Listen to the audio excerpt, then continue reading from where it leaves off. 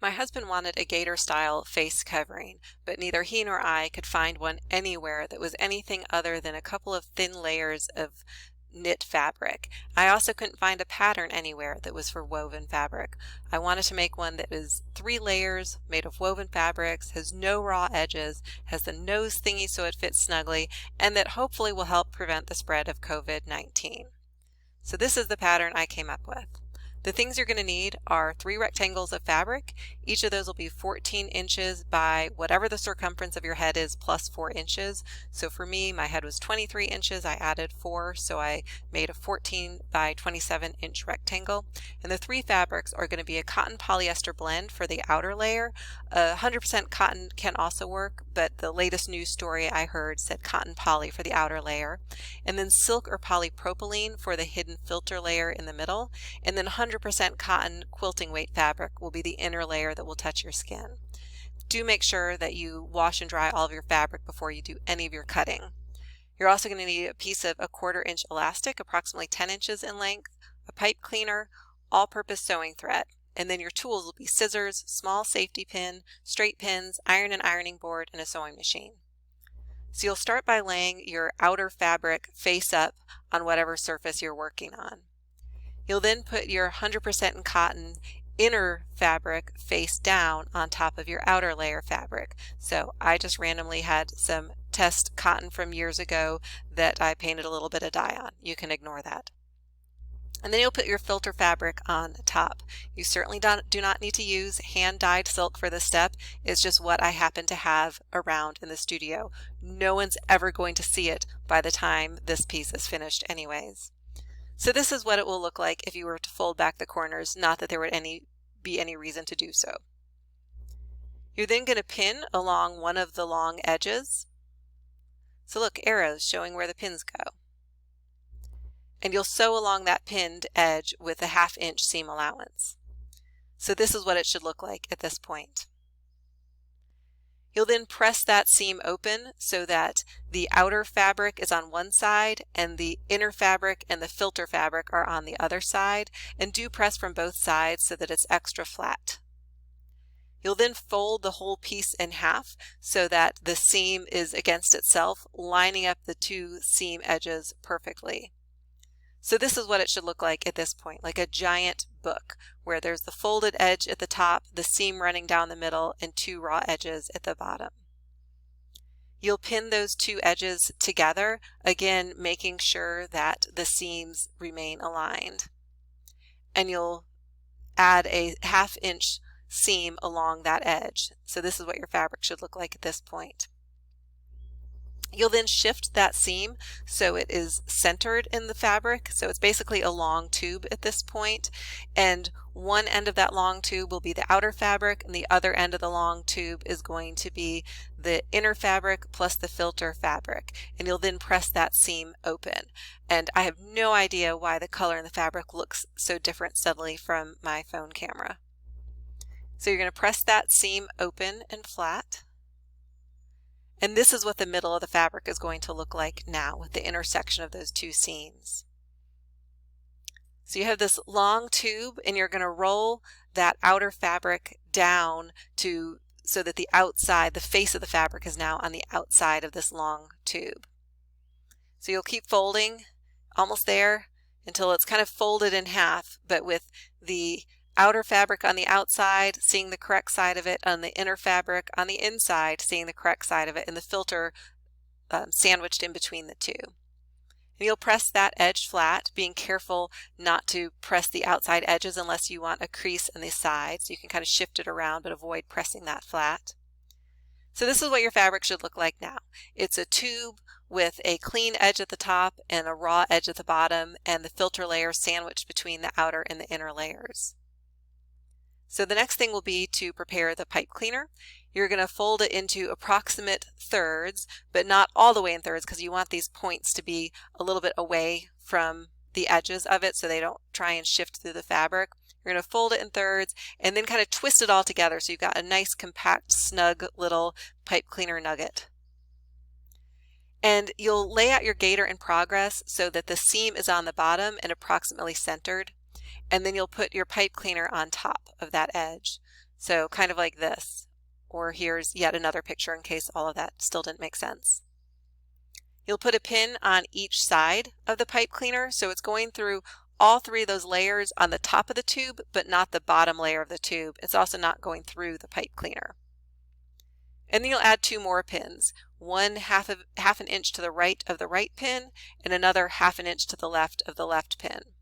And again, they're going through all three layers, but just on the top of the tube, not pinning the two sides of the tube together. So this is what it should look like at this point. You'll then go back to your sewing machine and you're going to sew between those first two pins with a 3/8 of an inch seam. So the two pins that are the length of your pipe cleaner apart, you're going to sew between those, securing both ends. And when you get to that first pin, you're going to skip over that 1/2 inch gap and keep sewing on the other side of the pin. And you're going to sew all the way around. When you get to the seam on the back, your sewing machine might be a little bit finicky, so just take it slow, but plow on through, sew over that seam. And you'll keep sewing until you get around to a pin on the other side. So you'll now have a 3/8 inch seam all the way around the top of that tube with two 1/2 inch gaps. You can trim away any loose threads. And then you're going to wiggle the pipe cleaner up into the little seam, that little tube that was created especially for it, which was really kind of hard to photograph. So this is what it'll end up looking like. This little lump at the top edge of your gaiter is where that pipe cleaner is embedded. You're then going to stitch next to each side of the pipe cleaner, so don't stitch through it because that will probably break your sewing machine needle, but just a few back and forth stitches to secure it in its little pocket. Looking like that. Now you'll get your elastic cut. My elastic is recycled from old bed sheets. I don't know where your elastic comes from, but it might be stretchier or less stretchy, so you might err on the side of making it a little bit longer to start and then cutting it back later if you need to. And you'll attach a safety pin at one end of your elastic. You're then going to shimmy that safety pin up into one of those 1/2 inch gaps. You want to make sure that you're in the space that is between the outer layer and the filter layer, not between the filter layer and the liner. And you're going to slide that safety pin through that seam, pulling the elastic along behind it. When you get to the seam in the back, it might be a little sticky to get through. So first you want to double check that you really are just between the outer layer and the filter, not between the filter and the inner layer. But if you still can't get through, you can snip a couple of the stitches right along that seam because we're going to end up reinforcing that later anyways, and that might give you a little extra wiggle room to get that through. You do want to keep an eye on the elastic at the other end so you don't accidentally pull it all the way through. My elastic was so snug that that was not an issue for me. So when the safety pin gets all the way back around to the other little opening, you'll pop it back out through that gap and remove the safety pin. And then you'll maneuver the elastic back into the gap. So you want to kind of hold onto it carefully so it doesn't slide too far in. So you're holding onto it from the outside, but also pulling it in so that it doesn't leave a lot of elastic hanging out in the middle. And then you're going to pin it in place. So pinning through the elastic and through all the fabric so that that elastic doesn't slip from that end. Then you'll go back to the other end and you'll keep tugging and pulling to get that last end closer into the gap. As it approaches, you will want to add the safety pin back onto it to be safe, just so you don't accidentally pull it all the way through. And then you'll repeat that same process where you get the elastic as close in as you possibly can and pin it into place. Then you will sew very securely through both of those. However, if you're not certain that you really did the right size of elastic, this might be a good spot to do just a couple of quick basting stitches and then do a size check with it. Go ahead and try it on. And if it's too loose, then you can pull some of the elastic out, pull a little bit tighter, and make sure it fits securely before you really put in a lot of stitches to secure those ends of the elastic. Then we're going to go and sew back over that seam around the top again. Start in the back right where that seam is. And as you're going, pull the elastic tight so that you're stitching a nice true straight seam. I think it's probably possible to do this with a zigzag stitch successfully as well. I just haven't experimented with that yet with this pattern.